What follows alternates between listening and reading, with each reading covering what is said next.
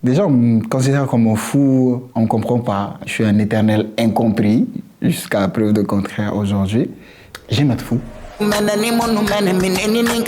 compris que seuls les fous, en fait, font authentique. Ils suivent pas, ils ont leur route. J'aime être fou, je veux pas être compris. Aïe, Caroline, aseginaga bisounou kenela. Chérie, oh. Salut tout le monde, salut la famille. Malaké for you. Je suis sur Brut.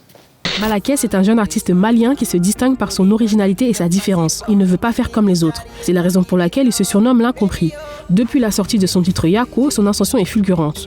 Nous avons voulu en savoir un peu plus sur cet artiste pour le moins atypique.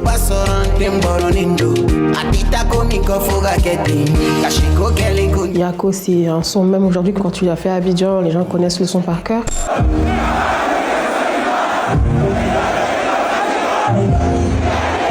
Est-ce que tu peux me parler de l'histoire de cette chanson et qu'est-ce que ça a apporté toi dans ta carrière? La chanson, je commençais à être connu. Et tu vois, c'est une sensation qui est vraiment différente. Dans le long terme, en fait, on ne ressent jamais la même chose. Au début, quand on commence à te solliciter, tout le monde parle de toi. Une fois, j'étais là avec les potes. On était sur YouTube, on écoutait des trucs et il y a quelqu'un qui est rentré directement et m'a dit Petit, j'ai rêvé de toi. Et je pense qu'un jour, toi là, toi seulement, on va plus te voir parmi nous en fait. On va te chercher loin. Et là, je dis, ah quoi. Si ça arrive, tant mieux. Mais après, je serai triste, vous allez me manquer. On a rigolé vite fait et à partir de là, j'ai essayé de composer le texte. Mais quand je faisais le texte, j'étais plus dans cette émotion de... Je pensais au rêve en fait de la personne. Je me dis, mais quand même, j'ai envie de cette étape-là. J'ai envie de cette étape où je vais mettre des années à ne pas croiser mes potes parce que je suis en tournée, parce que je suis en truc. Ce que ça fait que Yako, vraiment, c'est une chanson très spéciale pour moi. Et en l'écrivant, en fait, j'ai beaucoup rêvé.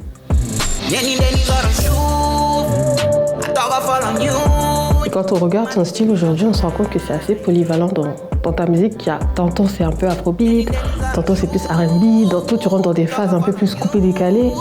Finalement, comment toi tu décrirais ta musique? C'est du malaké, pur et simple.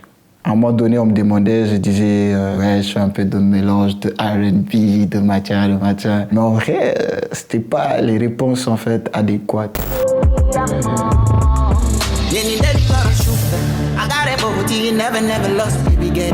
Je pense juste que je fais du malaké parce que en vrai, je peux pas expliquer exactement ce que je fais. Je me contente de le faire tant que ça sonne bien.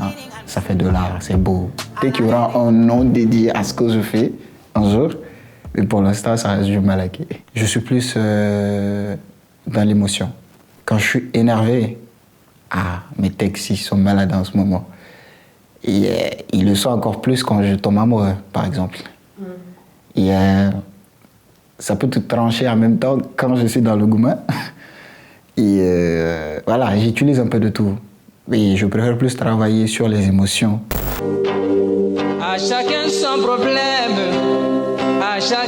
Tout ce mystère autour de ma personne, en fait, c'est dû au vécu. Au début, on me demandait comment tu fais, c'est quoi ce talent, d'où tu le sors.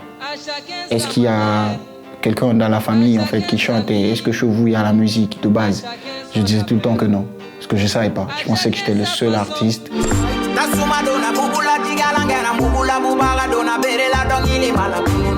En vrai, c'était pas ça. Je pense que j'ai hérité ça de ma grand-mère qui a longtemps chanté et à un moment donné a été obligée de délaisser la musique en fait pour le mariage. On connaît l'Afrique. Elle a toujours souhaité que ce soit un héritage. Mais elle a souhaité que ce soit parmi ses enfants, cet héritier-là. Mais sauf que ça a été son petit-fils. Je me vois en mission très spirituelle dans un sens où je considère en fait qu'elle porte sa voix en moi. Des fois, je me dis que je sens son cœur battre dans ma poitrine. Quand elle est partie, ça donne un sens à ma vie. Je me suis dit, en tant qu'artiste, il faut que j'ai un objectif musical. Il ne faudrait pas que je vienne chanter juste pour chanter et qu'après, les gens ne se souviennent plus de ce que j'ai fait. Je voudrais impacter ma génération, je voudrais impacter tout le monde tant que je peux. Qu'est-ce que je peux concevoir comme objectif musical dans tout ça? Et là, je n'ai eu d'autre option en fait que la tradition dans la culture. Ça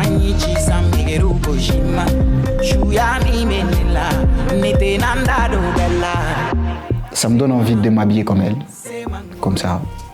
Ça me donne envie de garder les cheveux, comme son mari le faisait. Ça me donne envie de parler comme elle, Bambara lourd. Si je dois la dédicacer, ça sera qu'à travers en fait elle, ce qui l'entourait.